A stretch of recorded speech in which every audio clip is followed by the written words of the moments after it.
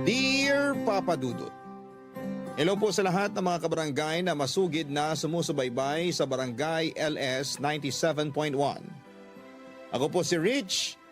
Hindi po galing sa Richard ang pangalan ko kundi Rich lang po talaga ang ipinangalan sa akin. 30 years old na po ako sa ngayon at ang kwento ko po ay nangyari noong 2018. Isa po akong waiter. Aaminin ko po na marami po akong nagiging kaibigan ng mga customers sa restaurant na pinagtatrabahuhan ko. Dahil po yun sa ugali ko. Masasabi ko pong mabait ako at isa po akong taong madaldal. Hindi naman po nega yung pagiging madaldal ko. Ako po yung madaldal na tsekador. Opo, mahilig po akong makipag-usap. Isa po sa mga naging kaibigan ko ay si Caroline. 32 years old, siya noong 2018. Mas matanda siya sa akin ng 3 taon. Pag dumarating po siya ay mas lamang ang pakikipag-usap ko sa kanya. In other word po ay special siya, Papa Dudut. Nung una ko siyang makita ay nagka-crush na ako sa kanya. Pero bawal po yon sa trabaho kaya hanggang crush lang ako at nasa loob ko lamang yon. Yun nga lang ay parang halatang espesyal ang tingin ko sa kanya. Yun pong espesyal na trato na yon ang ikinaiinis naman ni Caroline. Madalas masungit si Caroline sa akin. Pero baliwala po yun dahil nga po sa bukod sa ipinanganak akong machika, ay may lihim na pagkagusto talaga ako kay Caroline. Normal naman ang pakikipag-usap ko kay Caroline gaya din ang pakikipag-usap ko sa ibang tao. Pero halatang halata na may gusto talaga ako dahil mabitawan lang ni Caroline ang gamit na tissue ay kinukuha ko kaagad yon para itapon.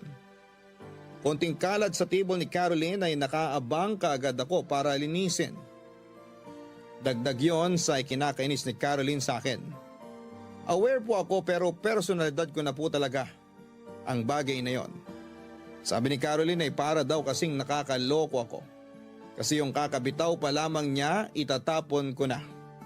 Pero kahit naiinis si Caroline sa akin ay hindi naman niya ako inire-report. Sinusungitan niya ako pero hindi niya inaaway. Sa totoo madaming panahon na dapat nag-request siya na huwag na ako ang mag-serve sa kanya.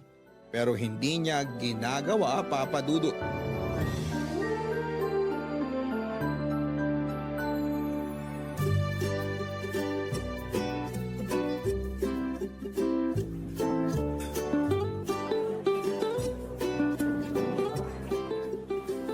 Good afternoon, Ma'am Caroline. Ano pong order nyo? Baka pwedeng umupo muna? Nako, wag po dito. Doon po kayo para may table. Nagpapatawa ka? Natawa ka, ma'am. Aminin mo. Anong natawa? Nainis ako. Ngumiti kayo eh. Ngumisi ako, hindi ngumiti. Ma'am naman. Huwag ka na nga munang makulit. Handa na po yung pwesto nyo. Nilinis ko na. Anong pwesto? Ayun po oh. Paano kung ayaw ko doon? Imposible, ma'am. Paborito nyo yung lugar na yun eh. Tapat ng bintana at tanaw ang mga puno sa labas. Alam mo kung bakit ko gusto doon. Bakit nga ba, ma'am? Kasi ayaw kong maistorbo. Walang masyadong dumadaan doon. Makakaasa kayong walang iistorbo sa inyo. Paano ka nakakasiguro? Titiyakin ko pong walang iistorbo sa inyo. Talaga? Yes, ma'am. Di ibig sabihin hindi mo ako lalapitan para makipagkwentuhan? Pero sino po ang magsaserve sa inyo? Di yung iba. Pwesto ko po yun eh. Kung pwesto mo pala yun, di dun ka na. Maupo ka sa pwesto mo. Si ma'am naman parang philosopher. I mean, sa akin po naka-assign ang part na yun ng resto. So, kukulitin mo pa din ako. Promise, hindi. Salamat naman. Tara na po. Mauna ka na. Mauna na kayo, ma'am. Mauna ka na nga. Sabay na tayo. Ako na nga mauna. Nakakainis ka. Have a seat, ma'am. Natural. Alam nga namang tatayo ako. Ako na lang po ang tatayo. Sige, tayo ka lang. Pero yung malayo sa akin. Si Ma'am Caroline talaga. Paano kayo o-order kung malayo ako? Tatawagin na lang kita. Ah, okay po. Sige po, kunin ko number nyo para PM ko sa inyo number ko. Ano? Bakit ko bibigay ang number ko? Sabi nyo tatawagan nyo ako. Tatawagin. Sino po? Nakakainis ka. Sabi ko tatawagin kita pag order na ako. Hindi tatawagan. Huwag kang ilisyonado. Ayan, napipiko na naman si ma'am. Binibiro lang naman. Pero kahit naiinis kayo, maganda pa rin naman kayo. Pero may pumapangit sa akin. Ha? Ano po? Yung araw ko, lalo na pag may makulit na tulad mo. Hindi po ako nangungulit. Sandali po, kunin ko na yung order nyo. Ano? Sandali lang po. Hoy! Sira ulo talaga yun. Hindi pa ako mo-order eh.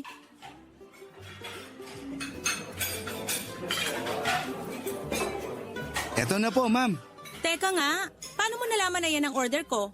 Tama ang order pero hindi ganyang kadami ang o-orderin ko. Ma'am naman, sa tinagal-tagal nyo na pumupunta dito, hindi naman nagbago ang order nyo, kaya ayan na po. At wag po kayo mag-alala, 2 order po ang dala ko. Kaso, akin po yung isa. Eh paano kung biglang magbago ang order ko ngayon? Imposible po yan. Proven po na paborito nyo yan. Kaya kain na po kayo. Pwede po ba ako makishare ng table? Ano? Hindi mo ba alam na bawal yung ginagawa mo? Naka-duty ka tapos uupo ka dito para kumain? Ma'am, kanina pa po ako naka-out sa work. Nirequest ko lang po na ako na ang magsaserve sa inyo kahit naka-out na ako. Pwede po ba ako makishare? Bahala ka nga. Sige na, maupo ka na. Salamat, ma'am.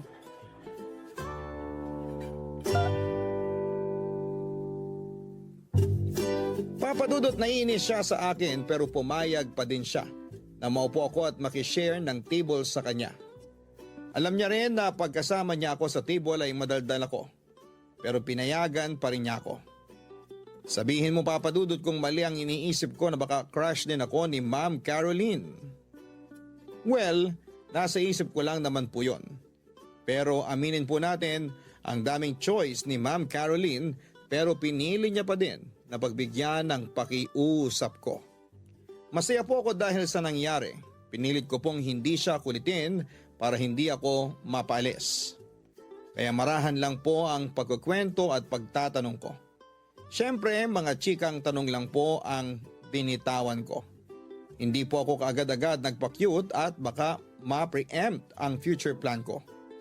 Yun nga po ay ang panliligaw kay Ma'am Caroline. Matapos po niyang kumain ay kailangan niya na daw pong umalis. Agad niyang kinuha ang bill pero laking gulat niya nung sabihin kong bayad na. Sinabi ko sa kanya na treat ko ang dinner na yon kaya hindi niya dapat tanggihan. Nagpilit pa si Ma'am Caroline na iabot ang bayad niya pero hindi ko tinanggap. Para hindi na siya magpilit ay ginamitan ko siya ng kapangyarihan ko. Ang kapangyarihang mangulit.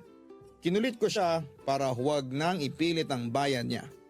Ako ang nagwagi at nagpasalamat na lamang siya at sa unang pagkakataon ay nakita ko siyang ngumiti. Muntik akong matunaw. Pagkangiti niya at pagkasabing salamat ay umalis na ito. Yun ang pong hudyat na hinihintay ko. Ang ngiti niya, yun ang hudyat para simulan ko na ang aking pakay. Ang ligawan siya papadudot.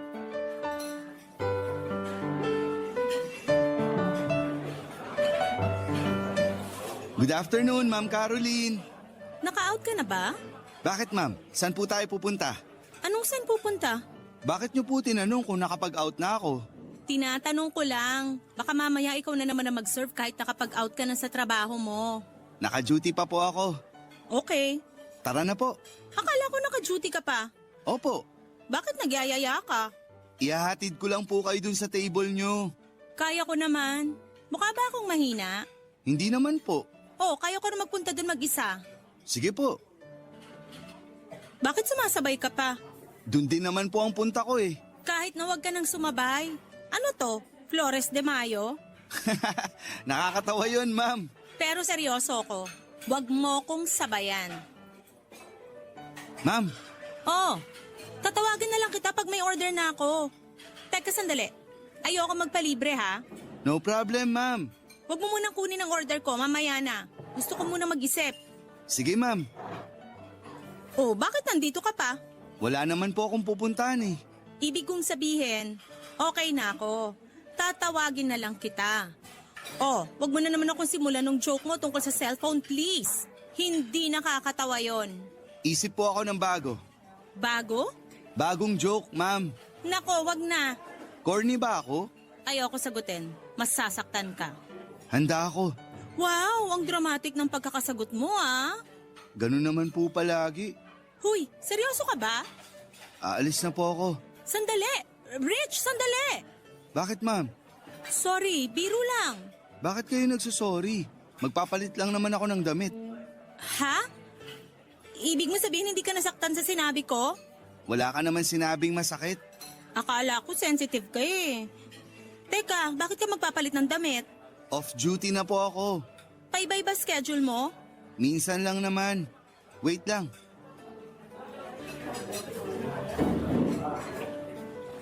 Nakapagbihis ka na? Bilis, di ba? Paano mo ginawa yun? Nasa loob na tong damit ko. Hinubad ko lang yung uniform. Iba ka. Eto oh, masarap tong cake na to. Nako, sinabi ko na sa'yong ayokong magpalibre eh. Hindi naman kita nililibre. Hinahatian lang kita. Nakain ko na yung kalahati niyan. Ay, naku, ipasalubong mo na lang sa inyo. Kanino? Mag-isa lang naman ako. Bakit? Nasaan pamilya mo? Ulila na ako. 2 lang kaming magkapatid. Nasa ibang bansa na siya. Pareho pala tayo. Ulila na din ako. Sa kasolong anak. Mag-isa ka lang din? Oo. Ma'am Caroline, may tatanong sana ako. Ano yon? Pwede ba akong manligaw sa'yo? Ha? Alis na ako. May kakausapin pala akong importante. Ma'am! Sige, alis na ako. Papadudot, napakabilis ng pangyayari. Parang nag-fast forward ang mundo ko ng oras na yon. Pagkatanong ko kay Caroline ay bigla siyang umalis. Ako naman ay parang napako sandali sa inuupuan ko bago ko siya nahabol. Pagkalabas ko ay wala na siya. May nakita akong taxi na paalis. Pinilit kong habulin pero mabilis ang andar. Sobrang lungkot ko noon, Papadudot, at hindi yon ang inaasahan ko. Nakakagulat ang reaksyon ni Caroline. Gulong-gulo ako sa reaksyon ni Caroline. Buong magdamag akong nag-isip. Umalis siya nang hindi sinasagot ang tanong ko. Pwede niya naman agad sabihin kung oo o hindi, pero hindi siya sumagot. Dahil sa nangyari, mas nagpursige akong ituloy ang bala ko. Kasi hindi niya ako binasted. Ibig sabihin, may nararamdaman din siya sa akin. Mali lang siguro ang naging diskarte ko. Kaya nabigla siya at ganon na nga ang naging reaksyon. Nangako ako sa sarili ko na ayusin ko at pag-iingatan na ang susunod na hakbang. Barangay Love Stories. Barangay Love Stories. Papadudot, isa po sa mga nagpalakas lalo ng loob ko ay nung mag-walk out si Caroline. Dapat kung galit siya, kung ayaw na niya akong makita, dapat ay hindi na siya bumalik pa sa restaurant. Pero bumalik siya. Kahit nadagdagan ang kumpiyansa ko sa sarili ay hindi ko naman nauulitin ang biglain siya, Papadudot. Nagpakabait ako at naging maingat, pero si Caroline ay balik sa ugali niya nung una. Itinataboy na naman niya ako, pero hindi ako susuko. Doon pa ba matapos akong bigyan ng malaking pag-asa ni Caroline mismo? Ganon pa rin ang naging siste. Palagi pa rin nandoon si Caroline. Palagi pa din niya akong pinagtatabuyan pero hindi naman inaaway. Balik umpisa kaya mas maingat na ako. Pero may nalaman ako sa totoong katauhan ni Caroline, Papadudot. Yung ilusyon ko na pakiramdam ko ay mahal din niya ako. Pero ayaw niya lang ipahalata ay hindi pala tama. Kasi nalaman ko na may kaya pala sa buhay si Caroline. May sariling negosyo, malaki ang bahay. Yun siguro ang nagpipigil sa kanya kaya hindi man niya ako itinataboy ng todo ay hindi yata siya magkakagusto sa akin ng totoo dahil nga sa agwat ng kabuhayan namin.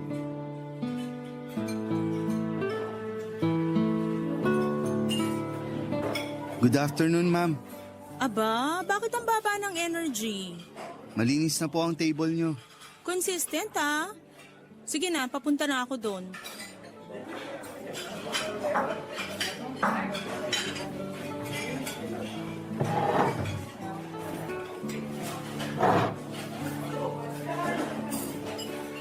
Rich!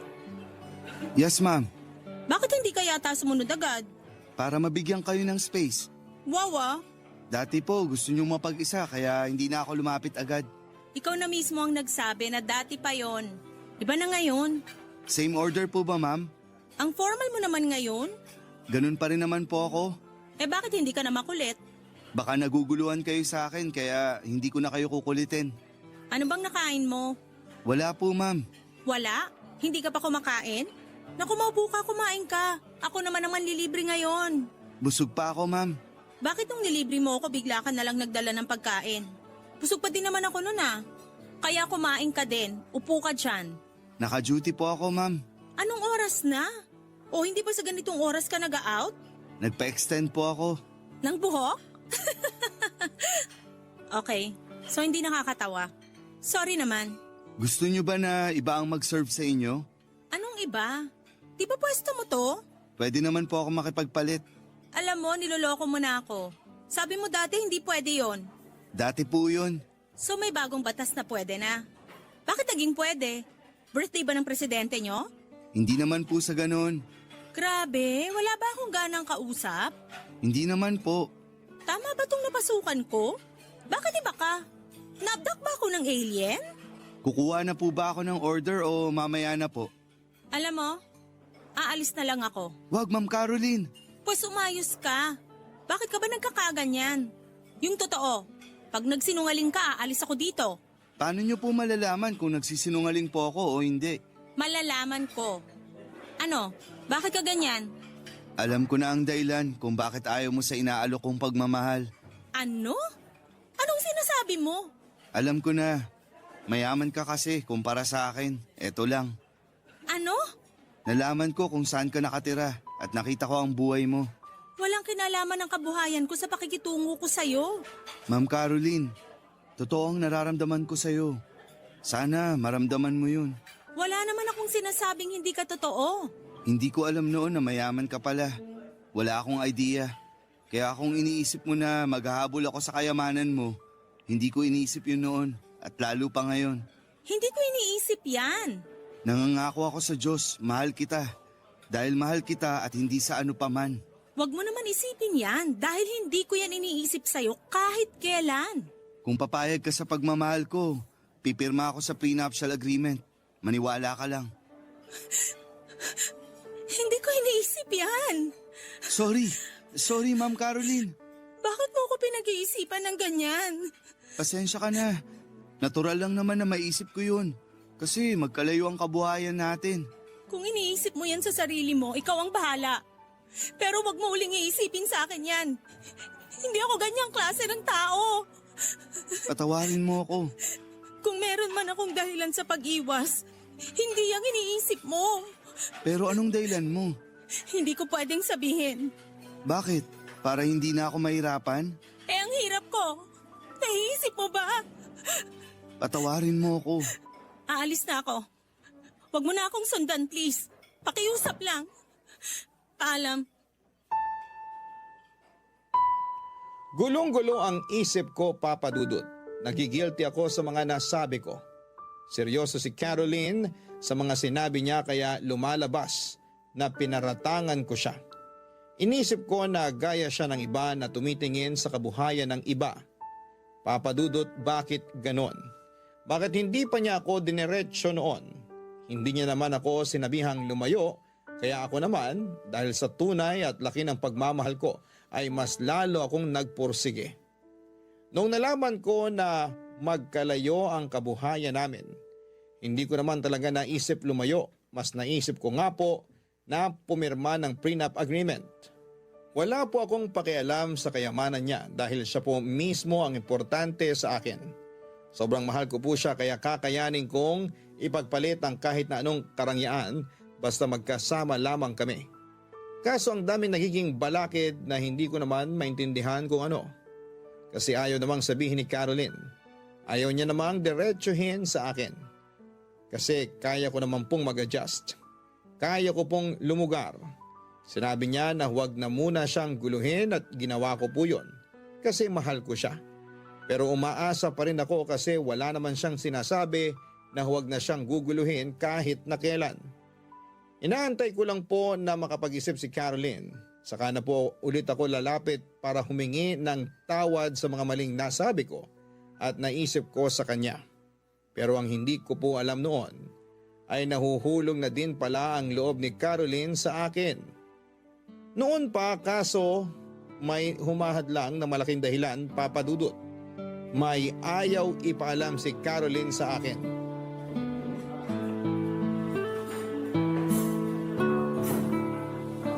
Rich, Ma'am Caroline, bakit nandito ka ng ganitong oras? nagpalipat muna ako. Doon ka ba sa dati mong pwesto? Oo, Tara na, salamat. trabaho ko yan. Ang lamig naman ng sagot mo. Ayokong makulitan ka sa akin. Namiss ko naman yung kakulitan mo. Baka mainis ka na naman. Hindi naman ako naiinis. Inaarte ko lang yung inis ko. O ayan na, inamin ko na. Sorry sa mga nasabi ko ha. Kalimutan mo na yon. Naka-move on na ako doon. Kamusta ka? Ayos naman ako. Mabuti naman. Bakit ka nagpalipat ng oras? Para sundin ang hiling mo. Na? Na wag muna kitang guluhin. Alam kong tuwing hapon ka nagpupunta dito kaya nakipagpalit muna ako ng pang-umaga para hindi mo ako makita. Iniiwasan mo talaga ako? Dahil yun ang gusto mo. Hindi ka man lang kumontra? Dahil mahal kita. Ayan, nasabi ko na. Dahil mahal na mahal kita. Kaya lahat ng gusto mo gagawin ko. Alam ko na ang pangit ng timing ko. Pero nandito na tayo pareho eh. Kaya itatanong ko na lang ulit. Wag muna. Bakit? Basta. Caroline, mahal kita. Pero kung sasabihin mo na hindi mo ako mahal, maiintindihan ko. Hindi ko ipipilit ang sarili ko kung ayaw mo. Gusto ko lang marinig sa'yo. Saka na. Bakit mo tinatakbuhan ang tanong ko? Ano, hihingi ka na naman ng space? Tapos aalis ka at iiwan ako na nag-iisip kung bakit? Kung ano bang mali ang nagagawa ko? Pinipilit kong gawin ang lahat ng gusto mo. Kahit masakit sa akin, ginagawa ko. Mapagbigyan lang kita. Yun na lang ang ibigay mo sa akin. Yung sagot kung may aasahan ba ako o wala. Caroline, sorry. Hindi ako galit. Gusto ko lang marinig ang totoo. Kahit wala kang pagmamahal sa akin. Sabi ko nga, maiintindihan ko. Hindi ako magagalit sa'yo. Ganun kita kamahal. Rich, patawarin mo din ako kung bakit ganito ako sa'yo. Hindi kita pinahihirapan. Pero ano ba ang pagtingin mo sa akin? Mahal din kita. Mahal na mahal kung alam mo lang. Napakabuti mong tao. Nakita ko na yun nung una pa lang kitang makilala. Pero hindi pwede. Bakit? Pwede bang yun na lang muna ang isagot ko? Bigyan mo lang ako ng ikatatahimik ng utak ko. Bigay mo na sa akin ang sagot. Yun lang naman ang gusto ko. Kasi mahal mo ako pero hindi pwede. Bakit? Walang kinalaman ng kabuhayan ko dito. Hindi yun ang dahilan ko. Kahit mawala ang kabuhayan ko, wala akong pakialam. Kaya hindi mahalaga sa akin yun para piliin ko kaysa sa'yo. So bakit? Mahirap bang sagutin yun? Dahil ayokong masaktan ka. Mas nasasaktan ako kasi nakabitin ako sa isang bagay na walang closure. Rich, Anong dahilan? Rich, may taning na ang buhay ko.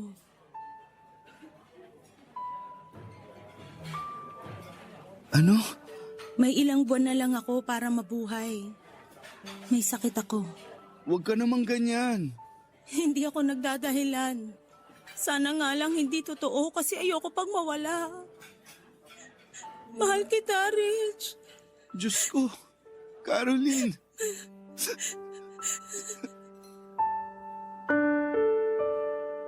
Papadudot, napakasakit ng narinig ko. Pinilit ko ng husto si Caroline na sabihin sa akin ang dahilan pero noong madinig ko na ay pilit kong binubura sa isipan ko. Iniisip ko na baka nananaginip lamang ako na biro lang ang lahat. Pero totoo, kahit sampalin ko ang sarili ko ay magigising lamang ako sa parehong panaginip. May taning na ang buhay ni Caroline, yun ang dahilan. Kaya kahit mahal niya ako ay ayaw niyang maging kami, papadudot. Dahil ayaw mag-commit ni Caroline sa isang bagay na iiwan niya rin. Ayaw niyang bigyan ako ng pag-asa na agawin niya rin pagdating ng panahon. Papadudot, hindi pa nagiging kami ni Caroline pero higit pa doon ang nararamdaman ko sa kanya. Mahal na mahal ko siya. Bakit kailangan dumating sa akin yon para lang mawala? Tanging dasal na lamang ang pinanghahawakan ni Caroline para mapigilan ang kapalaran niya. Kaya naman sinabayan ko siya sa pagdarasal. Kasi baka naman may magawa pa. Baka naman maiayos pa. Barangay Love Stories. Barangay Love Stories. Pero kahit nalaman ko yon, ay hindi ako sumuko at lalong hindi ko sinukuan si Caroline, Papa Dudut. Pinalalayo ako ni Caroline para daw hindi masakit para sa akin kapag dumating ang oras na yon. Pero ipinakiusap ko sa kanya na hayaan niya ako. Damdamin ko yon na kahit ako ay hindi ko hahadlangan. Papa Dudut, humahagulhol na naman si Caroline at muli ako natakot na baka may nasabi akong hindi maganda. Ayokong pasamain ang loob ni Caroline, ayokong may stress siya kasi yon ang nagpapalala ng sakit niya, ang labis na stress. Humingi na naman ako ng tawad at sinabing kalimutan na ang hindi magandang nasabi ko. Pero nagulat ako nang sabihin niya na naiyak lang daw siya dahil sa mas napatunayan ko daw kung gaano ko siya kamahal. Wala namang nagbago, Papa Dudut, hindi nagbago o nawala ang pagmamahal ko sa kanya. Niyakap niya ako at pinasalamatan. Kinausap niya ako na i-let go na raw ang pag-asa at tanggapin na lamang ang lahat. Hindi ako pumayag. Hanggang nandito tayo sa mundo ay laging may pag-asa basta walang susuko. Hindi ako sumuko kaya sinabihan ko rin siya na lumaban. Ano man ang mangyari ay pangahawakan namin at huwag paliliparin ang pag-asa. Pero iba ang nasa isipan ni Caroline. Ayaw niya talaga akong paasahin. Kaya lalayo siya, hindi gaya ng dati na panandalian lamang pero noong huling paglayo niya ay sobrang tagal na hindi ko siya nakita sa restaurant. Kaya napilitan akong puntahan siya sa bahay. Pagdating sa bahay ay naghintay ako sa labas. Natagalan bago niya ako nilabas at nang lumabas siya ay sa garden lang kami nag-usap.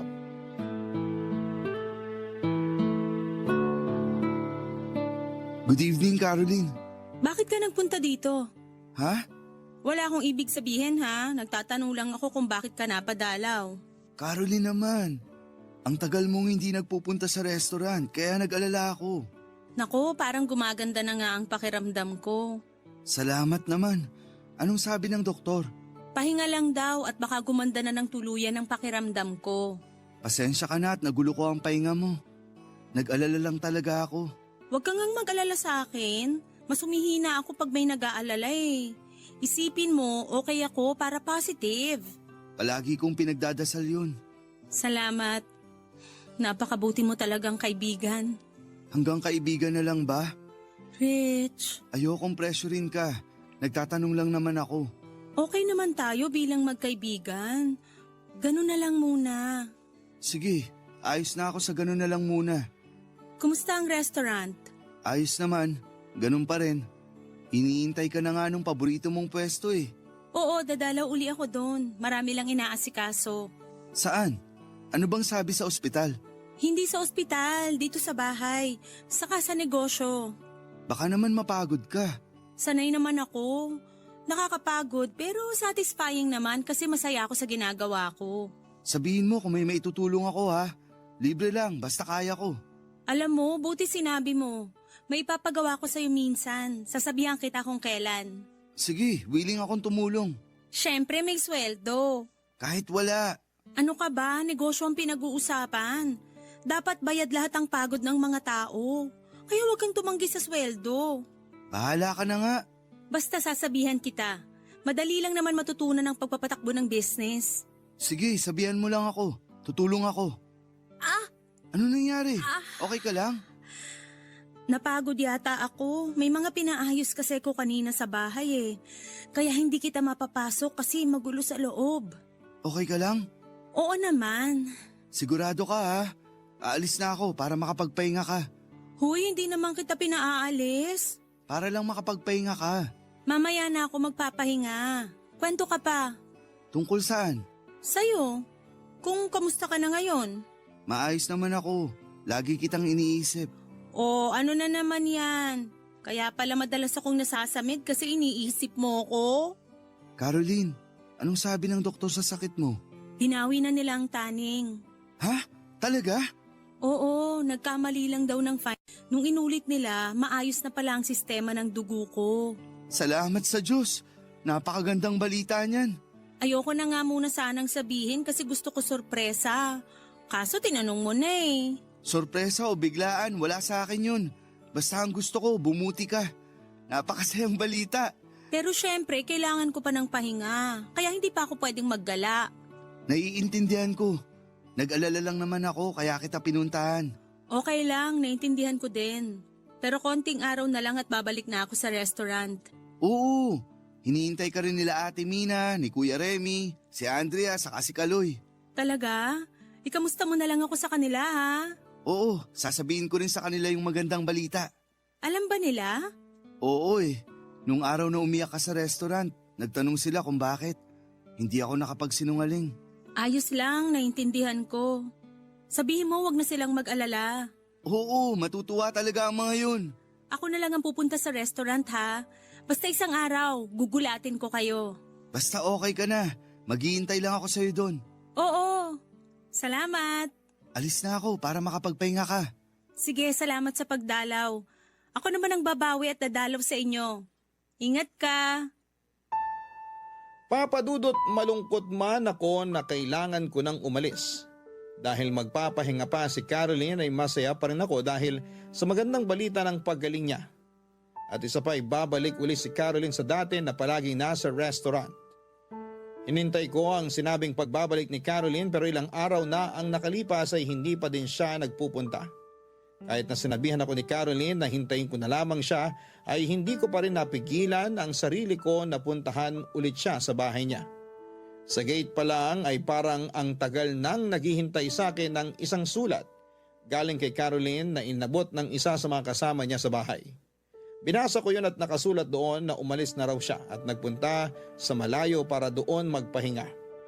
Papadudot dahil sa mahal ko si Caroline ay hindi ako nagpapigil sa mga sumunod na ginawa ko. Tumakbo ko papasok ng bahay kaya hinabol ako ng ilang mga kasama ni Caroline pero nakapasok pa rin ako. Nagulat ako sa nakita ko, Papadudot. Sa mismong sala ng bahay ni Caroline ay nakaset up ang isang kama at para kang nasa loob ng isang ospital. Hindi ako nakapagsalita sa mga nakita ko. Wala na ding nagawa si Caroline kaya pinalabas niya na muna ang mga humabol sa akin. Kasama ang dalawang nurse na nagbabantay sa kanya. Hinang-hina na siya, Papadudot.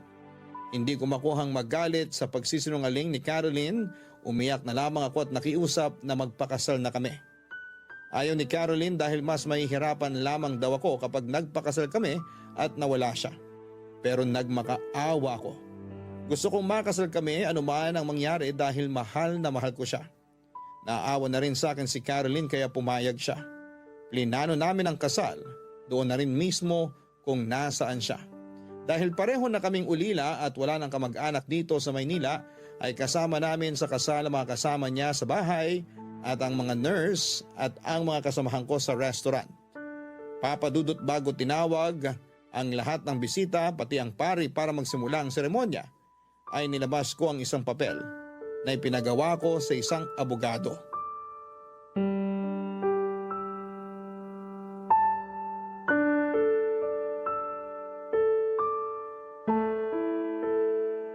Kaya mo bang umupo? Oo, Oh, dahan-dahan. salamat. May kailangan ka ba bago ko sila tawagin? Wala naman. Gusto mo ba munang uminom ng tubig? Hindi na. Ayos na ako. Sigurado ka? Oo. Salamat, Rich. Salamat din sa'yo. Saan? Sa pagmamahal mo. Pasensya ka na sa mga nangyari. Mahal kita noon pa. Pero kailangan kong itago dahil nga sa kalagayan ko. Naiintindihan ko. Pero sana noon mo pa sinabi sa akin yan. Natatakot ako eh. Saan? Sa magiging reaksyon mo. Baka kung lalayuan mo ko, mas hindi ko kayanin. Kaya araw-araw akong nasa restaurant kasi sumasaya ako kapag nakikita kita, kapag nakakausap kita. Ikaw ang nagpapahaba ng buhay ko. Hahaba ang buhay mo kasi hindi kita iiwan.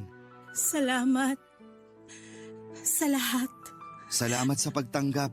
Ikaw ang tumanggap sa akin. Ano ba yan? Bakit? Tama na nga, mamaya maiyak ka. Masira ang makeup mo. Waterproof daw to. Oh, yan na nga bang sinasabi ko eh. Nasamid lang ako. Ako ayoko umiyak. Wala ka naman makeup pa.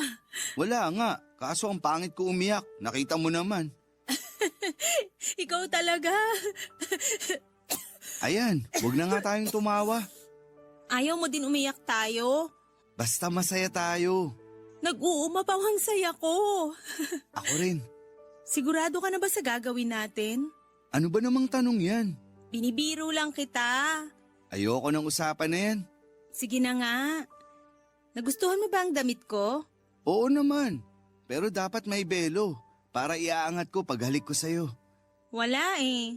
Nung pinatahi ko to, wala talagang belo. Okay lang naman, mas importante ka naman kaysa sa belo. Matagal ko nang pinatahi ito eh. Aha, noon mo pa pinlano na magpakasal tayo, no? Sige na nga. Pero eto na, magpapakasal na tayo. Waiting na nga ang mga bisita at si Father sa garden eh. Tawagin na natin sila. Mamaya na, Baka naiinip na sila.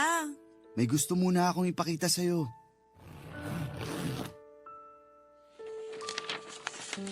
Ano yan? Ako na ang nag-ayos. Alam ko, hindi mo maaasikaso eh. Ano to? Prenuptial agreement? Oo, Bakit? yan ang pangako ko sa'yo. Hindi na kailangan to. Pero Ano ka ba? kahit hindi na kailangan, pirmahan mo na rin. Hindi. Bakit mo pinunit? Wala na akong kopya niyan. Hindi na kailangan yan. Pero usapan natin yan at pinangako ko yan. Ikaw lang ang nagsabi. Hindi ko naman hiningi. Mahal mo ko at sapat na yun para sa akin. Hindi ko na kailangan ng kasunduan. Pero, Rich naman.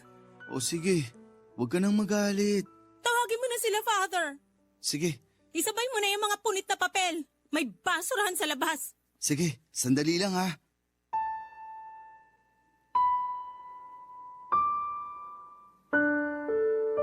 Natuloy ang kasal namin, Papa Dudut. Alam kong iba ang nararamdaman ko dahil sa sitwasyon. Pero pilit kong binura yon sa isipan ko. Napakaligaya ko nung araw na yon. Ganon din si Caroline. Kahit kami-kami lang kasama ng mga kaibigan ay masaya kami. Pinunit ni Caroline ang pinagawa kong prenuptial agreement. Gusto ko lang din naman kasing sundin ang pinangako ko nung nakiusap ako sa kanya na magpakasal na kami. Ayoko mag-isip ang ibang tao na sinasamantala ko si Caroline. Pero noong punitin niya ang papel ay ipinangako ni Caroline na hindi na namin pag-uusapan ang tungkol sa bagay na yon. Nagsama kami ni Caroline at nagpaalam muna ako sa restaurant na magbabantay kay Caroline. Pinayagan naman ako at sinabing may babalikan daw ako kung gusto kong magtrabaho ulit doon. Nagsama kami ni Caroline ng halos 3 buwan. Papadudot na wala na din si Caroline matapos ang maikling pagsasama namin. Pero kahit maikli ay nilubos namin yon at walang sinayang na oras. Sa bawat sandali habang nararamdaman namin na palapit na ng palapit ang bangungot na ayaw naming mangyari ay lalong lumalim ang pagmamahala namin. Cremation po ang gusto ni Caroline kaya yun po ang ginawa namin. Matapos po ang cremation ay nagulat ako nang lapitan ako ng abogado ni Caroline. Binasa niya sa akin ang last will ni Caroline. Sa akin niya iniwan ang lahat ng mga ari-arian niya. Ang bahay, pati ang negosyo, pero sinabi rin doon na kung gusto kong isara ang negosyo ay gawin ko lang daw. Inabot sa akin ang isang sulat na iniwan ni Caroline. Doon nakasaad ang lahat ng nilalaman ng puso niya. Papadudot hindi ko alam kung paano pipigilan ang sarili ko dahil parang sumabog lahat ng kinikimkim kong sakit sa dibdib. Itinago ko yon dahil ayoko makita ko ni Caroline na umiiyak. Sobra ang pasasalamat sa akin ni Caroline pero hindi niya alam ay mas nagpapasalamat ako sa kanya. Kahit nasa sandaling pagsasama namin ay naramdaman ko ang mahalin ng sobra. Papadudot, okay na ako ngayon. Dito na ako nakatira sa bahay ni Caroline at hindi ko pinapaalis ang mga kasama niya rito. Itinuloy ko rin ang negosyo kahit na wala akong alam ay inaral ko talaga para umikot ang pera dahil aktibo ako ngayon sa pagtulong sa mga may sakit na kagaya ni Caroline. Salamat po Papa Dudut sa pagbibigay ng oras sa aking kwento na maitampok sa Barangay Love Stories. Isa pong karangalan ang mabigyan ng ganitong pagkakataon. Mula sa number 1 radio station, mabuhay po ang Barangay LS 97.1. Ang inyong forever kapuso at kabarangay, Rick. Dear Papa Dudut, mapagpalang araw po sa inyo at sa mga kabarangay natin at tulad kong loyal listener ng Barangay Love Stories. Ako po si Mateo, 33 years old, taga Maynila. May-ari po ako ng poultry supply shop at laundry shop sa lugar namin. Yun po ang mga negosyong minamanage ko na naipundar ko noong nag-OFW ako sa Japan. Ilang taon na rin ang nakakalipas. Kasama ko po rito na naninirahan sa Maynila ang misis ko at magdadalawa na po ang anak namin. Papadudod kung babalikan ko ang aking nakaraan, masasabi ko po na malayo-layo na rin ang narating ko. Hindi na kami nagigipit ngayon. May ipon na kami sa bangko, may insurance at nakapagpundar ng mga ari-arian na. Noong kabataan ko kasi ay mahirap po talaga ang pamumuhay namin. Naranasan po naming tumira sa sementeryo, yung bahay namin ay gawa sa pinagtagpi-tagping plywood. Lona at yero ay nakatungtong sa ibabaw ng mga nicho. Noong pinaalis kami doon ay nakipagsiksika naman kami sa squatters area.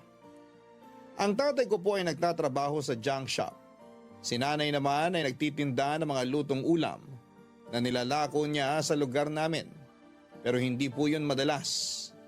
Mas maraming beses kasi na hindi bumabalik ang puhunan niya dahil ipinapautang niya ang kanyang paninda para lamang maubos. Tapos ay nahihirapan na siyang maningil. Masipag po ang nanay ko kasi medyo malabo ang mata. Ganon pa man ay hindi yun nakahadlang sa kanya para tulungan niya si tatay na kumita ng pera para sa aming pamilya. Panganay po ako at meron akong nakababatang kapatid na babae, si Stella, na medyo sakitin. Kahit ganoon ang buhay namin ay punong-puno po ng pangarap ang batang ako.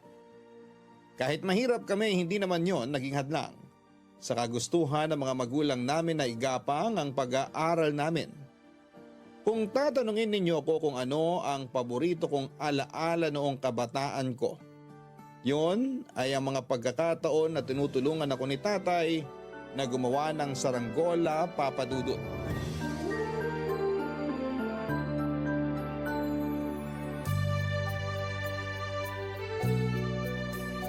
Tay, ano na nga po ulit yung gagawin dito sa mga patpat ng saranggola?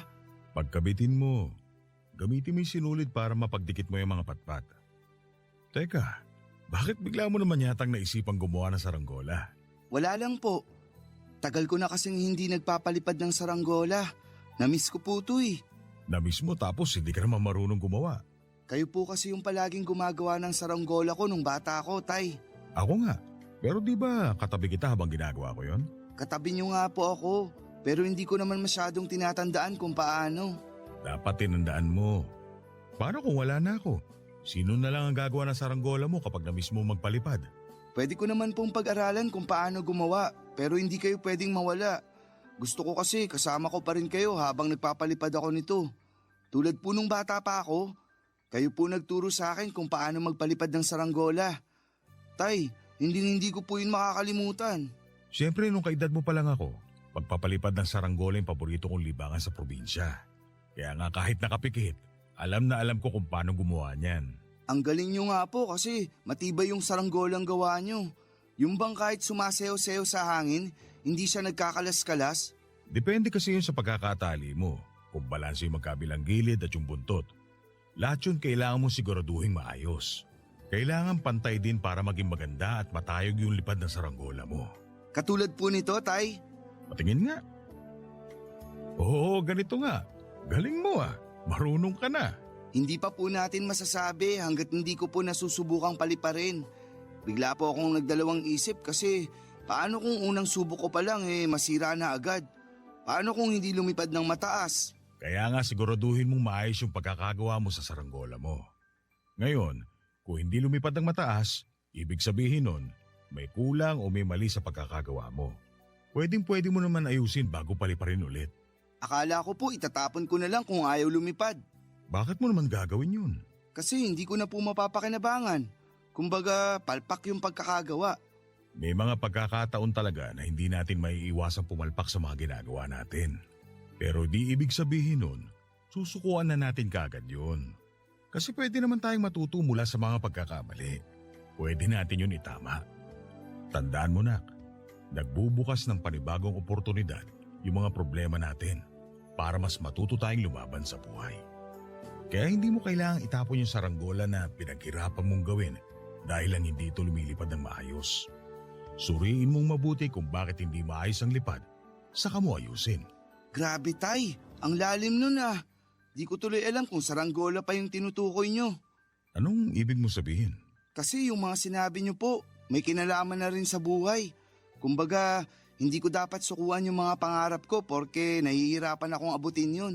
Tama naman yun. Huwag kang susuko hanggat hindi mo pa ginagawa lahat ng makakaya mo. Magkaroon ka ng maraming plano. Hindi lang isa, hindi lang dalawa, kundi marami. Pero kung hindi pa rin ako nagtagumpay na matupad yung mga pangarap ko kahit marami na akong plano, paano po ako makakapag-move on, tay? Hindi naman humihinto ang buhay kapag hindi natin nakuha yung isa o dalawang bagay na gusto natin. Kapag nabigo kang makamit yung mga pangarap mo sa paraang alam mo, baguhin mo yung mga plano, hindi yung pangarap mo.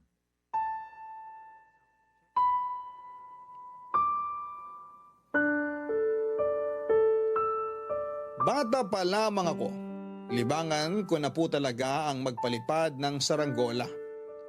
Pero hindi po ako marunong gumawa ng kasing pulido at kasing ganda ng tatay ko, Papa Dudut. At kahit tumanda na ako ay mas gusto ko pa rin yung gawa ni tatay. Para kasi sa akin ay mas matibay yung saranggola kapag siya ang bumuo. Yun bang hindi madaling matatangay at masisira ng hangin, gaano man yun kalakas. Mataas at matayog din kasi ang lipad ng mga gawa niya. Pero ang totoo, napakalaki ng respeto at paghanga ko sa tatay ko. Hindi lang dahil sa paggawa ng saranggola. Kahit na literal na marumi ang trabaho niya sa junk shop ay hindi ko po yun kinakahiya. Kumikita siya ng malinis at marangal na paraan. Sa mga narinig ko noon ay palaging sinasabi sa akin ng tatay ko na taasan ko ang pangarap ko sa buhay. Kung pwedeng higitan ko pa raw ang lipad ng saranggola ay gawin ko. Tinandaan ko po ang mga sinabi niyang yan at naging motibasyon ng mga yon para magsikap sa pag-aaral. Kaya nga kahit salat kami sa material na bagay tulad ng maayos na gamit at damit pang eskwela ay hindi yon naging balakid. Para araw-araw pa rin akong pumasok. Kahit na madalas ay kumakalamang sikmura ko sa gutom at pagod ang katawan dahil sa mahabang lakaran, hindi ko po yun ininda dahil may pangarap akong gustong matupad kapag nakapagtapos ako ng pag-aaral. Bilang panganay ay gusto ko pong maiahon sa kahirapan ng pamilya namin at tulungan ng mga magulang ko. Kaya lang minsan ay napapatanong po ako sa Diyos kung totoong nakikinig siya sa mga dasal ko bago matulog.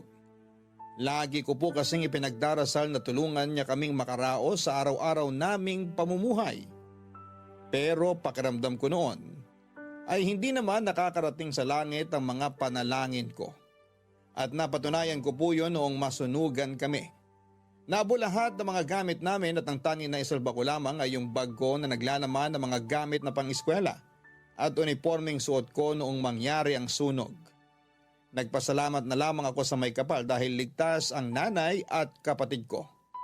Si tatay naman ay nasa junk shop ng mga oras na yon. Dahil sa nangyari, tumira po kami sa evacuation center ng ilang buwan, Papa Dudut.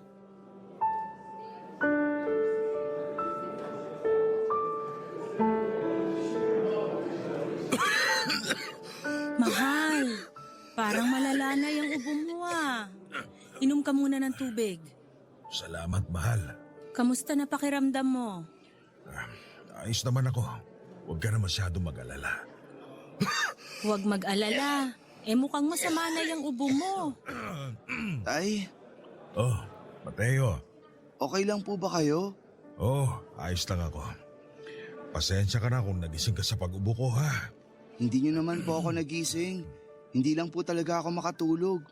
Ako rin po. Oh, Stella. Pati ikaw gising pa rin? Hindi po ako makatulog sa init, Nay. Kahit nagpapaypay na ako, wala pa rin. Ganun talaga, anak. Dami kasi natin dito sa evacuation center. Kaya mainit. Nay, hanggang kailan po ba tayo rito? Yan ang di ko masabi, nak. Wala pa kasing plano yung munisipyo kung saan tayo lilipat. Hindi na po ba tayo pwedeng bumalik sa lugar natin noon? Hindi na. Bawal na kasi magtayo ng bahay sa lugar na yon, nak. Kaya baka ilipat na tayo pero di pa din namin alam kung saan. Ang ikinatatakot ko lang, baka malayo yung paglipatan sa atin.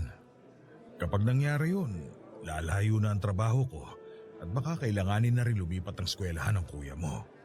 Maliban na lang kung kakayanin niyang bumiyahe. Ngayon pa lang naiisip ko na yung pagod nyo sa biyahe, Tay. Kaya nga wag naman sana tayong ilipat sa malayong lugar kasi nandito yung trabaho ng tatay nyo. Pero wala naman po tayong magagawa kasi wala tayong sariling lupa rito. Lalo na ngayon na pati mga gamit natin na abo. Walang-wala na po talaga tayo. Ang importante, ligtas tayong lahat. Aanin natin yung maraming gamit kung may isa o dalawa naman sa atin yung napahamak. Saka naniniwala naman ako na makakaraos tayo.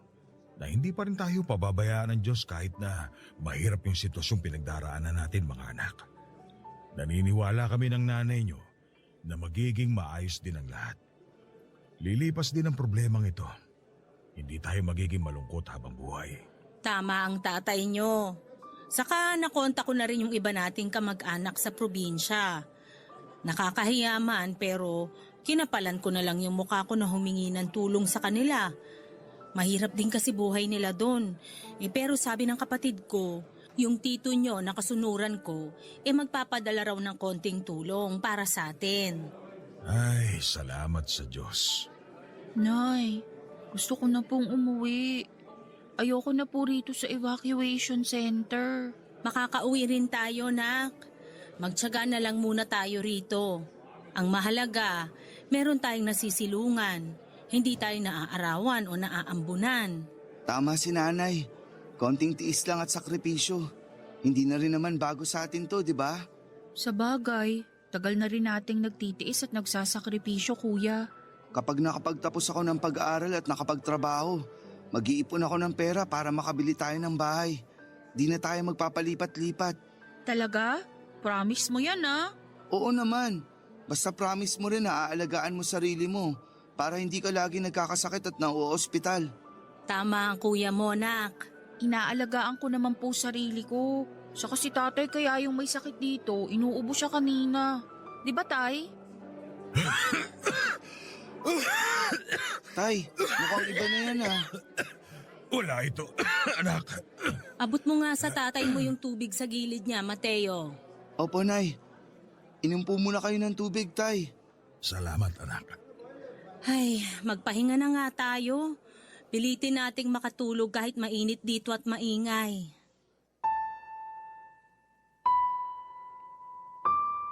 Lumala po ang ubo ni tatay hanggang sa mauwi yon sa pulmonya. Nang mga panahong yun ay wala kaming kapera-pera kahit man lang sana pambili ng gamot sa ubo niya. Kung tutuusin ay kulang na nga ang kita niya para sa pangkain namin tapos ay natigil pa siya sa pagtatrabaho. Kaya wala po talaga kaming mapagkukunan noon, Papa Dudut. Hindi nagtagal ay na-relocate po kami sa Rizal pero hindi naging madali ang buhay namin doon dahil bago pa kami sa lugar na yon. Malayo rin yung pinagtatrabahuhan ni tatay sa Maynila kaya nagstay in na lamang siya sa junk shop para makatipid sa pamasahe. Akala namin ay tuluyan nang gumaling si tatay nung sinabi niya sa amin na wala na raw siyang ubo. Naniwala ako roon. Nakikita ko naman kasi na malakas na si tatay kaya hindi ko iniisip na may iniinda siyang karamdaman. Sa huli hindi pala talaga siya gumaling. Sinekreto niya yon sa amin hanggang sa lumala ang sakit niya at nagkaroon na ng komplikasyon. Ang kwento sa akin ng mga kasamahan niya sa junk shop ay inapoy daw ng lagnat si tatay isang gabi at mukhang malala na rin ang ubo. Kinabukasan ay hindi na raw siya nakabangon sa higaan niya. Sinubukan pa nilang dalhin sa malapit na ospital ang tatay ko pero doon na rin po siya binawian ng buhay, Papa Dudut. Barangay Love Stories. Barangay Love Stories. Masakit po ang mamatayan ng taong mahalaga sa iyo, lalo na kung magulang mo. Sanggang dikit kasi kami ng tatay ko, Papa Dudut. Mas close pa ako sa kanya kesa kay nanay, pero parehong mabait at mapagmahal ang mga magulang namin. Kaya malaking dagok po talaga sa akin ang pagkawala niya. Bukod pa roon ay lalong naghirap ang pamilya namin dahil wala nang sumusuporta sa amin. Kumbaga sa upuan ay parang napilay kami ng husto sa biglang pagpanaw ng tatay ko. Pero sa kabila ng lahat ay nanatiling matatag si nanay para sa amin ni Stella. Masasabi ko na isa sa mga pinakamatapang na babae ang nanay ko, Papa Dudut. Hindi kasi siya nagpadaig sa hirap at kalungkutan noong nawala si tatay. Kinargo niya ang buong puso ang pagiging padre di pamilya at ilaw ng tahanan para sa amin ang kapatid kong si Stella.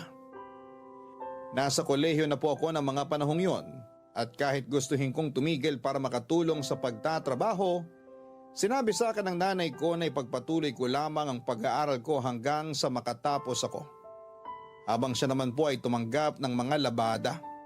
Sumasideline ang pagtitinda ng tinapa at sa gabi ay nagtitinda siya ng balot at penoy. Madalas ay umi-extra rin siya bilang dishwasher at serbidora sa mga kantin sa lugar namin at kung ano-ano pang pwedeng pagkakitaan na marangal. Nasuportahan po ni nanay ang pagkain namin at iba pang mga bayarin dahil sa kasipagan niya. Masinop din siya sa pera at kahit maliit ang kinikita niya, meron pa rin siyang naitatabi. Lagi niyang sinasabi sa akin na wala sa liit o laki ng kinikita ang kakayahang mag-ipon.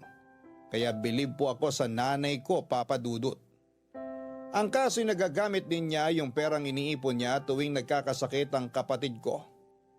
Mahina po kasi ang resistensya ni Stella at madali siyang dapuan ng ubo at ng sipon. Bukod pa roon ay may sakit din siya sa puso na dahilan kung bakit hindi siya pwedeng mapagod ng husto. Hindi na rin po nakapagtapos ng pag-aaral si Stella, Papa Dudut. Tumigil siya noong kalagitnaan ng pangalawang taon niya sa high school dahil na-ospital siya matapos kapusin ng hininga sa oras ng kanilang klase. Buhay pa si tatay noon at takot na takot siya. Kaya nag-decide sila ni nanay na pahintuin na lamang sa pag-aaral si Stella.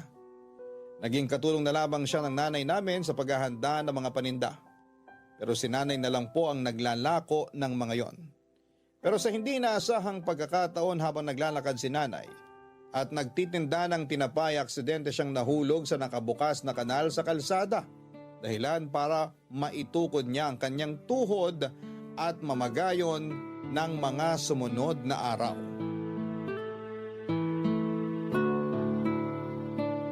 Nay, dahan-dahan lang po. Nagdadahan-dahan naman ako, nak. Bagal nga nating maglakad eh. Pag binilisan niyo po, mas lalong sasakit yung tuhod niyo. Nandito na po ako. Nay, ano pong ginagawa niyo? Baka mapano pa kayo niyan. Tutulungan na kita, Stella. Sige kuya, salamat. Nagpatulong lang ako na umupo sa may hapagkainan para sama-sama tayong makakain, nak. Sige po, daan-daan po kayo paghakbang. Ayan, ayos po yan. Tama po, daan-daan lang. Upo na po kayo, Nay.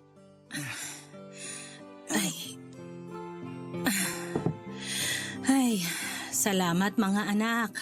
Alam mo ba, kuya? Kanina pa ako kinukulit ni nanay. Gusto raw niya kumain sa mesa para sama-sama tayo. Sakto raw kasi pauwi ka na galing sa school. Totoo ba yun, Nay? Oo, pero ano namang masama doon?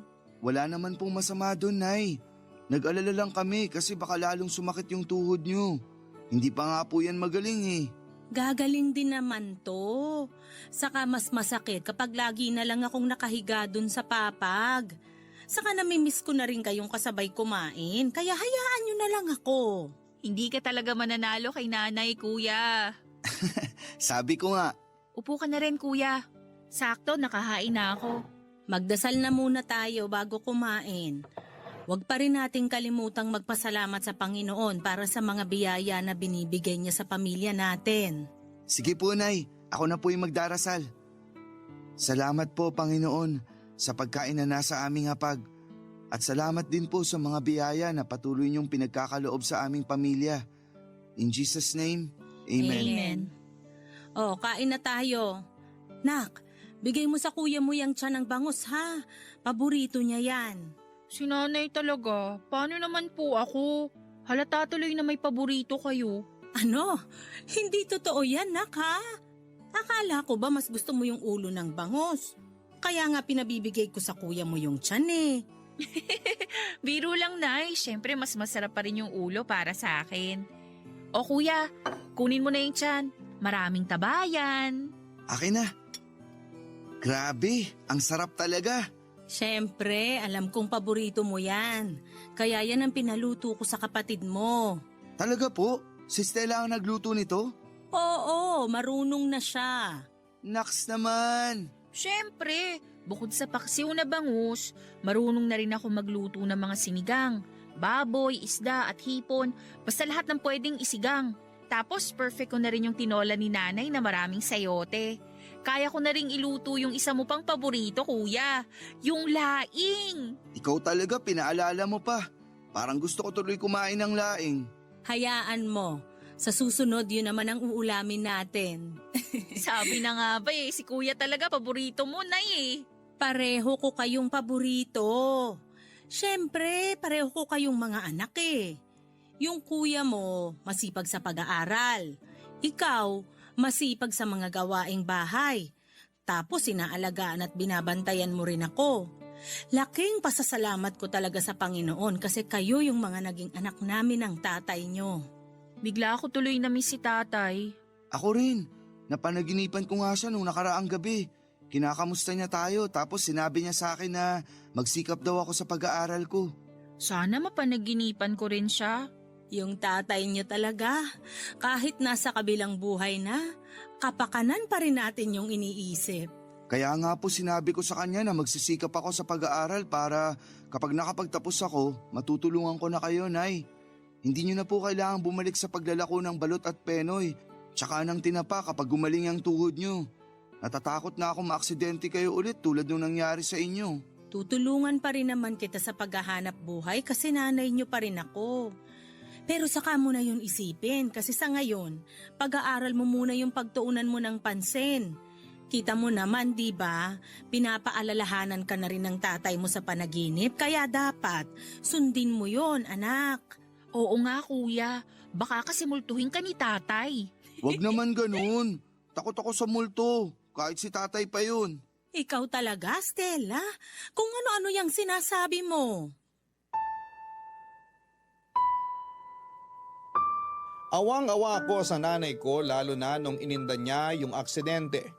Sa ilang araw niya kasing pagpapahinga, pakiramdam niya ay nawala na siya ng silbi. Ganun po talaga siguro kapag sanay ang katawan sa pagtatrabaho. Kulang na lamang ay gawin niya ang araw ang gabi para tuloy-tuloy pa rin ang pagkita niya ng pera. Kaya nga nagigilty po ako kasi wala akong magawa para tulungan siya, Papa Dudut. Naiinis din ako noon dahil gustong-gusto ko nang graduate para makapagtrabaho pero ilang taon pa ang kailangan kong bunuin sa kolehiyo. Aminado akong nakakainip yon at mas nadagdagan pa yung nararanasan kong pressure nang lalong humina ang paningin ni nanay dahil sa sakit niyang diabetes na pinalala ng stress at komplikasyon. Hindi na rin siya nakapagtrabaho dahil naging sakit na rin siya, Papa Dudut. Doon ako nagpasyang huminto sa pag-aaral para magtrabaho. Kahit na ayaw ni nanay at kahit na masakit sa loob ko ay isinantabi ko po ang pangarap nilang makapagtapos ako ng kolehiyo. Para sa akin mas importante yung makatulong ako na maibigay ang pangangailangan namin kaysa unahin ang ibang bagay. Naniniwala naman po ako noon na pwede ko pang balikan ang pag-aaral kapag nakaluwag-luwag na kami. Naiintindihan naman po yun ng nanay ko at hindi na rin siya kumontra pa. Agad ako nag-apply sa call center ng mga panahong yon at maswerte naman akong natanggap.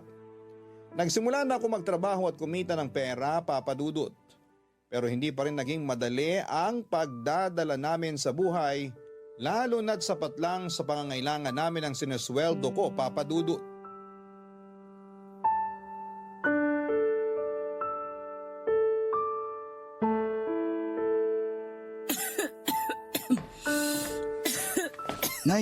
Ito na po yung tubig. Salamat, nak. Pinagtimpla ko na rin po kayo ng salabat para sa lalamunan nyo. Lagay ko na lang po muna rito. Mainit pa po to, Nay. Sige, iinumin ko maya-maya. Kumusta na po pakiramdam nyo, Nay? Ito, bumubuti na. Magaling na tagapag-alaga yung kapatid mo, kaso nahawaan ko yata. Siya naman yung nilalagnat. Ay, kasalanan ko talaga yun, nak. Ay, magiging okay din po si Stella. Napainom ko na siya ng gamot at magana naman siyang kumain. Huwag niyo na pong sisihin sarili niyo, Nay. Hindi ko lang mapigilan kasi parang ako yung nagdadala ng malas sa pamilya natin. Ho? Bakit niyo naman po nasabi yan? Kasi kung hindi sana na disgrasya tong tuhod ko, maayos pa ako nakakapagtrabaho ngayon. Mas nakakapagtinda sana ako ng maayos. Ay, kaso hirap na ako maglakad ng malayo kaya hanggang dyan na lang ako sa labas ng bahay. Mas madali kasing mauubos yung paninda ko kung ilalako ko dito sa barangay natin, nak. Pero ang mahalaga, nakakapagtinda pa rin po kayo. Ang sipag-sipag niyo nga po eh. Mas gusto niyo na lagi kayong may ginagawa kahit di pa masyadong magaling yung tuhod niyo. Kaya sana, huwag niyo pong isipin na malas kayo. Wala pong ganun sa pamilya natin. Gusto kasi kitang tulungan. Ayoko na ikaw lang yung sumasalo sa mga gastusin natin sa bahay. Hindi naman ikaw yung magulang, kundi ako. Alam ko naman po yun, Nay. Pero minsan kasi sumusobra din yung kasipagan nyo. Kaya nagkakasakit po kayo tulad niyan. Naiinis lang ako sa sitwasyon ko, nak. Nay naman, nagkakaedad na rin po kasi kayo. Kaya dapat magagaan na lang yung trabahong ginagawa nyo. Hayaan nyo na po kung gawin yung mabibigat. Ako na pong bahala dun. Kayang-kaya ko yun kasi bata pa naman ako. Yun nga, bata ka pa. Dapat nag-aaral ka pa, hindi nagtatrabaho. Ilang taon na lang sana't gagraduate ka na, anak. Nalulungkot lang ako. Alam ko naman po yun, Nay. Pero hindi naman po ako nanghihinayang kasi kailangan nyo ako. Wala na po si tatay at ako na lang yung lalaki dito sa pamilya natin. Kaya hayaan nyo rin po sana ako na gawin yung parte ko. Huwag na po kayong malungkot. Wala naman po akong pinagsisisihan sa ginawa ko. Napakaswerte talaga namin sa inyo, anak. Ay, masaya ako na napalaki namin kayo ng maayos. Hindi niyo ako pinabayaan kahit di na ako kasing lakas ng dati. Lalo ka na. Alam ko naman na di biro yung sinakripisyo mo para matulungan ako sa mga gastusin natin. Pamilya na lang po natin yung meron ako, Nay. Kayo na lang po ni Stella yung kasama ko simula nang mawala si tatay. Kaya pinangako ko sa sarili ko na aalagaan ko po kayo. Lalo na kayo. Nay, kasi ayoko po mawala kayo sa amin. Nay, sa tingin nyo, makasarili po ba ako kung gugustuhin ko na makasama pa kayo ng mas matagal? Hindi naman yun pagiging makasarili, nak. Alam ko po kasi na napapagod na kayo. Naririnig ko po yung mga hikbi nyo tuwing gabi. Yung mga patago nyong pag-iyak. Alam ko po na namimiss nyo na si tatay pero sana po wag muna kayong sumunod sa kanya, Nay. Kasi kailangan pa po namin kayo ni Stella. Saka babawi pa po ako sa inyo. Oo, aaminin kong napapagod ako at umiiyak. Pero hindi ibig sabihin nun, gusto ko nang sumunod sa tatay nyo dun sa kabilang buhay. Mahirap nga yung buhay natin, pero alam ko na makakaraos din tayo kapag naging masipag at matyaga tayo, nak. Kaya wag mo nang alalahanin yung tungkol sa bagay na yun. Lalaban ako at magpapagaling para hindi na madagdagan pa yung pag-aalala mo. Basta, Nay, magpagaling kayo ha. Pag maayos na yung pakiramdam nyo, wag na muna kayong bumalik sa pagtitinda kasi baka mabinat pa kayo. Ako na po munang bahala sa mga bayarin natin at pagkain dito sa bahay. Wala po akong hindi kakayanin para sa pamilya natin, Nay.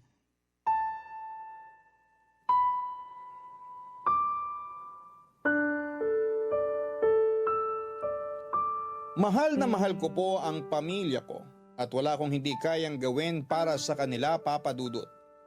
Ang nanay at ang kapatid ko po ang naging inspirasyon ko. Silang dahilan kung bakit kahit nakakapagod ay porsigido akong pumasok sa trabaho. Siguro'y ganun talaga kapag tumatanda ng isang tao. Nagkakaroon tayo ng mga responsibilidad at nababago nito ang mga prioridad natin. Pero sa kabila ng lahat, hindi nawawala yung pangarap ko. Pangarap ko pa rin kasing mabigyan ng maalwang pamumuhay ang pamilya ko. Kaya mas naging matyaga ako sa paghahanap buhay. Tuluyan ko na nga pong pinasan ng responsibilidad ni tatay bilang padre di pamilya. Ako na yung bumibili ng pagkain namin, gamot ni nanay at Estela. Ako na rin ang nagbabayad ng bills. Hindi ko na rin pinatanggap ng mga labada si nanay dahil madaling na siyang mapagod. Hirap na rin kasi siyang umupo at tumayo dahil sa injury niya sa kanyang tuhod. Plano ko po sanang ipacheck up noon sa espesyalista ang paningin niya. Kaya nag-ipon ako ng pera, ang kaso'y nagipit pa rin kami dahil sa isa na namang pagsubok papadudot. Barangay Love Stories. Barangay Love Stories.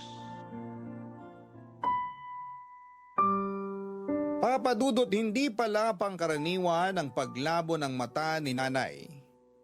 Ang akala naman na ordinaryo lamang ay may bangungot na kaakibat pala. Nagtuloy-tuloy ang paglabo ng mata ni nanay hanggang sa tuluyan ang nawala. Nabulag si nanay dahil sa diabetes. Hindi namin alam na may diabetes pala siya, sa bagay ay wala naman kasi kaming pampacheck up noon. At hindi rin inabala ni nanay na magpa-check up sa mga center sa lugar namin dati.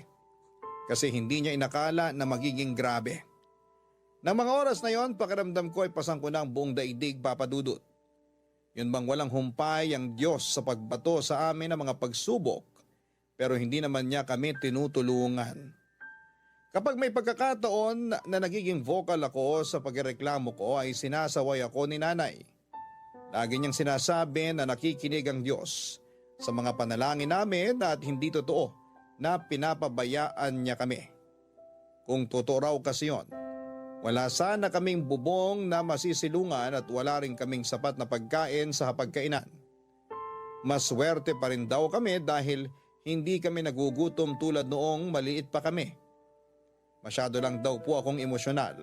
Minsan dahil sa mga nangyayari sa amin, kaya nakakalimutan ko na noon yung mga magaganda at mabubuting bagay na ginagawa ng Panginoon para sa pamilya namin. Doon ko nga na-realize na may punto rin naman si nanay, papadudot. Kaya nga kahit papano'y nahawa ako sa pagiging optimistic ng nanay ko. Sa katunayan ay hindi niya masyadong dinamdam ang pagkabulag niya. Sa tulong ng kapatid ko ay nakagagawa pa rin ng mga gawaing bahay si nanay tulad ng paglalaba at pagtutupi ng mga damit. Sa pagluluto naman ay binibigyan niya ng instructions si Stella tapos siya yung tagatikim. Maswerte ako, papadudot, na meron akong nanay na katulad ng nanay ko. Sila ni Stella ang inspirasyon ko kung bakit nagsisikap ako sa pagtatrabaho kahit na mahirap ang buhay, papadudot.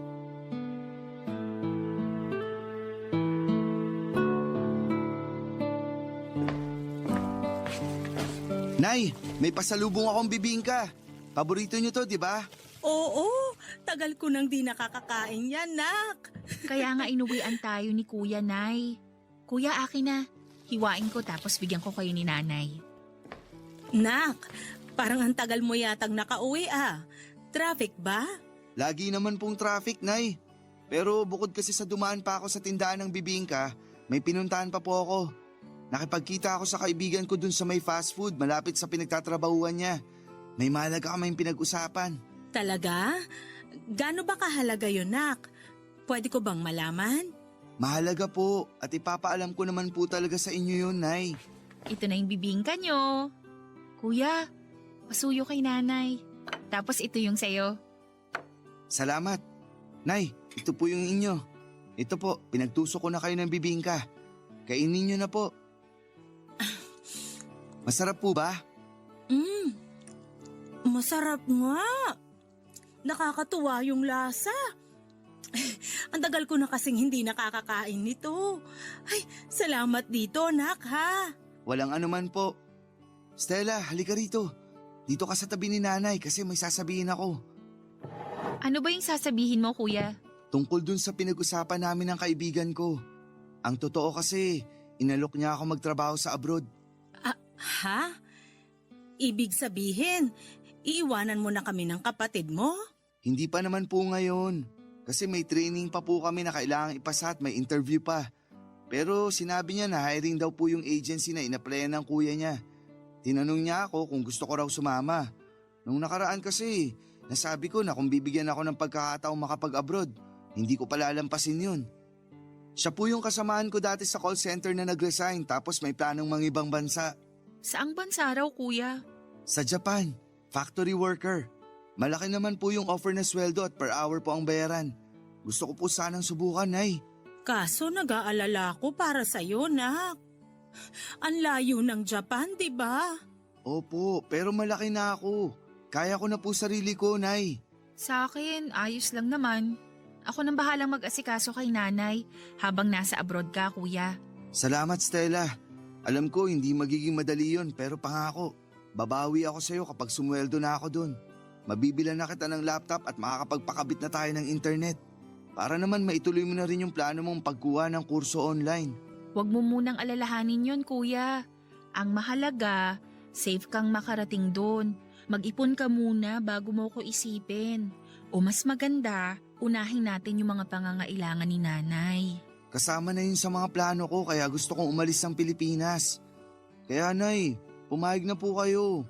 May kontrata naman po yun. 2 taon na yung pinakamatagal unless mag-extend ako. Wala naman akong magagawa kung gusto mong umalis, nak. Hindi naman kita mapipigilan. Pero ang akin lang naman, mag-iingat ka doon. Tandaan mo, malayo kami sa'yo ng kapatid mo. Tatandaan ko po yun. Lagi po ako mag-iingat. Magsimba ka pa rin kahit nandun ka na, ha? Opo, Nay. Tumawag ka pa rin sa amin ni nanay, kuya, ha? Kasi sigurado akong mamimiss ka niya agad. Oo naman. Gagawa ko ng paraan para lagi ko kayong makausap. Basta, tiis-tiis lang muna tayo. Magiging maayos din yung buhay natin at hindi na tayo magkakaiwalay ulit pagbalik ko. Salamat sa mga pagsasakripisyo mo sa pamilya natin, Mateo. Sana lagi kang pagpalain ng Diyos. Ipagdarasal ko rin lagi yung kaligtasan mo doon. Ay, mamimiss ka namin, nak.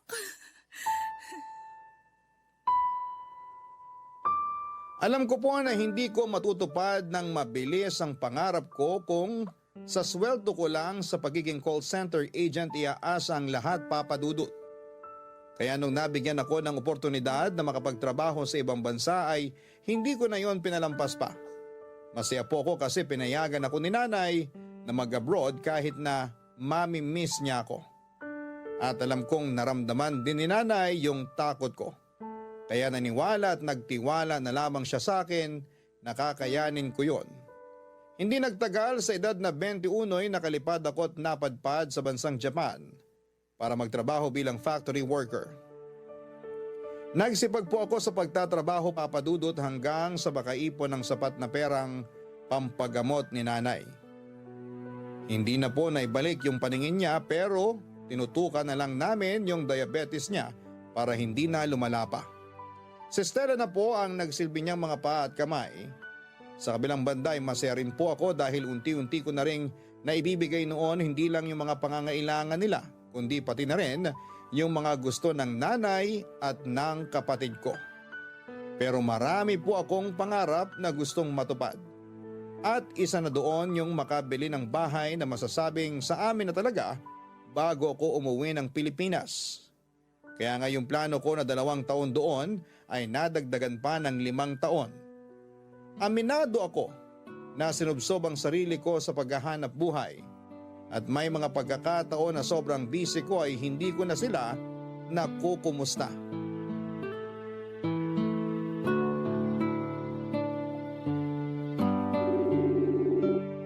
Ay, bakit kaya hindi pa sumasagot yung kuya mo? Nagsabi po ako sa kanya na magvi-video call tayo. Oh, ayan na si kuya! Hello, kuya! Nay, Stella! Bakit naman ang tagal mo yatang sagutin, nak? Miss na kita eh. Oo nga, kuya. Nung nakaraan ka pa gusto maka-video call ni nanay eh. Pasensya na kayo. Sobrang busy ko talaga ngayon dito. Hindi na nga ako makahawak ng cellphone eh. Ganun ba? Ang hirap naman nun. Pero nangako ka, nagagawa ka ng paraan para kahit papano magkatawagan pa rin tayo, nak. Oo nga kuya, ilang linggo ka nang busy. Marami pa namang kwento sa'yo si nanay. Sorry, okay? Alam ko naman yun. Hindi nyo na ako kailangan konsensyahin. Di ka naman namin kinukonsensya. Miss ka lang namin, lalo na si nanay. Ay, wag mo nang awayin yung kuya mo, nak. Ang mahalaga, nakausap na natin siya. Hindi ko po inaaway si kuya. Sinasabi ko lang po yung totoo. Kaya nga humingi na ako ng sorry, di ba? Hirap kasi sa inyo, di kayo makaintindi. Kayo na kaya magtrabaho rito. Sobra ka naman kuya. Ikaw kasi, makapagsalita ka dyan, parang di mo alam na ang dami kong ginagawa rito. Ano bang masama sa sinabi ko? Ay, tumigil na nga kayong magkapatid. Stella, wag mo na ngang sagot-sagutin yung kuya mo. Siya naman yung nauna na eh. Kahit na. Ay, Mateo, pasensya ka na sa amin ng kapatid mo, ha? Nakaabala pa kami sa'yo dyan. Ay, hindi naman po sa ganun. Wala naman po akong sinabi na nakakaabala kayo, Nay. Pasensya ka na uli, nak. Pero mo ba planong magbakasyon dito sa atin? Gusto ka na kasi naming makita at makasama. Hindi ko pa po talaga masasabi, Nay. Yung plano kong umuwi dyan sa susunod na buwan, baka di matuloy. Sayang naman, nak. Ganun ka na ba talaga ka-busy dyan sa Japan? Nay, nag-iipon po ako, di ba? Ayoko munang umuwi dyan sa atin kasi baka mapagastos lang ako. Hindi mo naman kailangan maglabas ng malaking pera kuya. Gusto ka lang namin makasama ni nanay. Mahal yung ticket pa uwi. Sayang naman yung magagastos ko dun. Saka anong hindi ko kailangan maglabas ng malaking pera? Yung mga kamag-anak natin, di naman natin naramdaman nung walang-wala tayo. Siguradong pupunta mga yon pag nalamang umuwi ako. Parang mga kabuting bigla na lang magsusulputan. Alibasa, alam nila na kahit papaano nakakaluwag-luwag na tayo. Huwag mo naman silang husgahan agad, nak. Kung pupunta man sila rito, yun para makita ka at hindi para humingi sa'yo ng pera. Basta, yun na rin yun, Nay. Noong nakaraang buwan, nag-chat sa akin si tita. Nangungutang ng pera. Pinautang ko na yun nung nakaraan. Hindi naman nakaalalang magbayad tapos ngayon manghihiram na naman. Ano ba naman yun? Ginagawa naman yata nila akong bangko. Kakausapin ko na lang yung tita mong yon.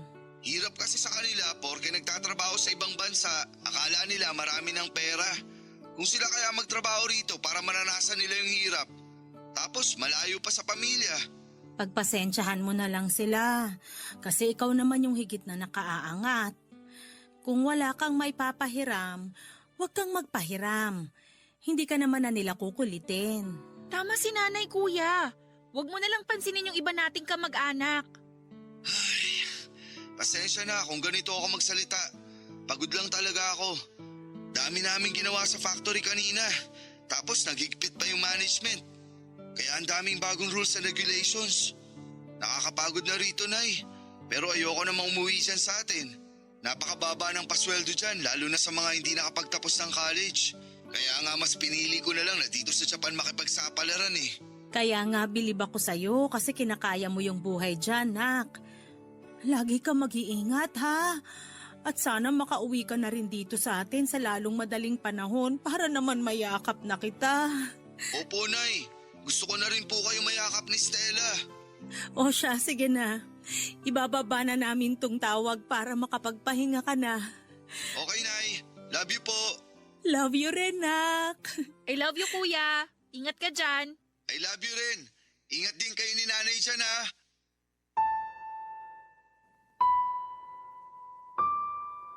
Papa Dudut, hindi ko akalain na hindi na pala kami magkikita ng nanay ko sa personal.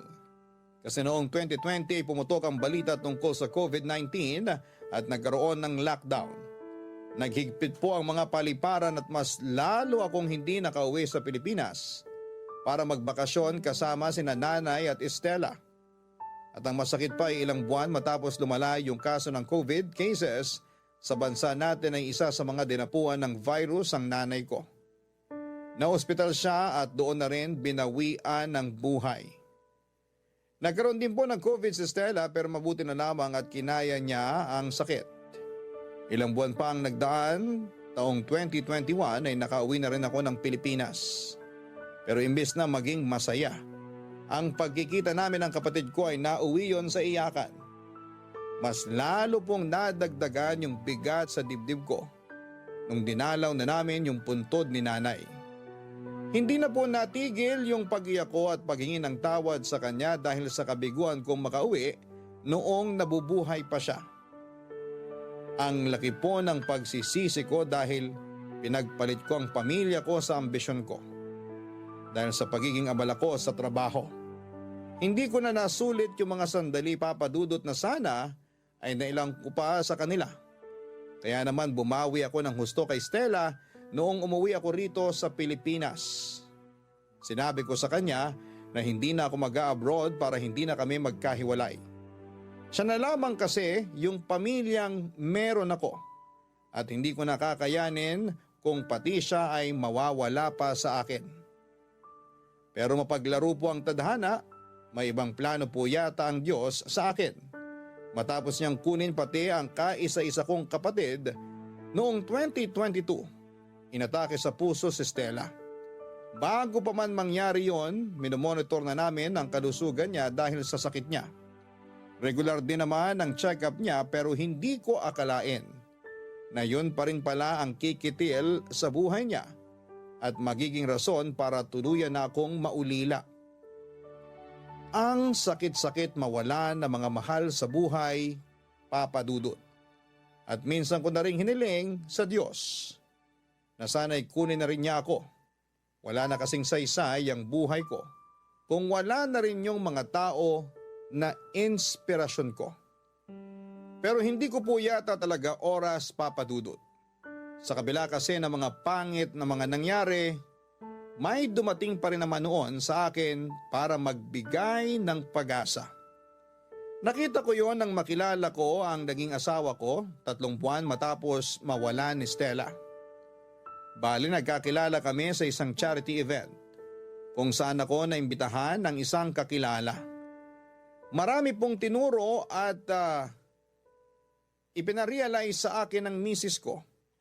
Isa na nga doon yung pagmamahal sa buhay na meron tayo sa kabila ng mga pagsubok at matinding kalungkutan.